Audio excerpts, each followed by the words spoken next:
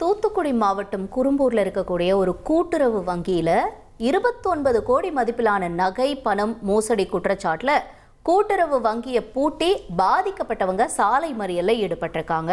அத காட்சிகள்லாம் நம்ம திரையில பார்த்துட்டு இருக்கோம். அதாவது திருச்செந்தூர் பக்கத்தில் இருக்கக்கூடிய குரும்பூர் தொடக்க வேளாண்மை கூட்டுறவு வங்கி அப்படின்னு சொல்லப்படுது. இது கடந்த 2021ஆம் ஆண்டு பொதுமக்கள் இந்த வங்கியில கிட்டத்தட்ட 548 நகைப்பைகள் மாயமாகிருக்கு அப்படிங்கிற தகவல்லாம் வெளியாகி இருந்திருக்கு.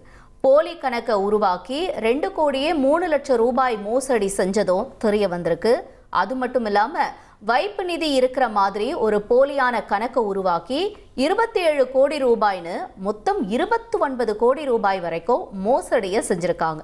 இப்போ இந்த சம்பவம் தொடர்பாக பாதிக்கப்பட்ட பொதுமக்கள் தொடர்ந்து போராட்டம் நடத்திட்டு வரக்கூடிய நிலையில இன்னைக்கு கூட்டுறவு வங்கியை பூட்டிட்டு திருநெல்வேலி திருச்செந்தூர் சாலையில குரும்பூர் பஜார் பகுதியில் 100க்கும் மேற்பட்ட மக்கள் சாலை மறியல் போராட்டத்தில் ஈடுபட்டு வராங்க. அந்த காட்சிகள் தான் இது. இனி செல்லும் இடமெல்லாம் செய்தி.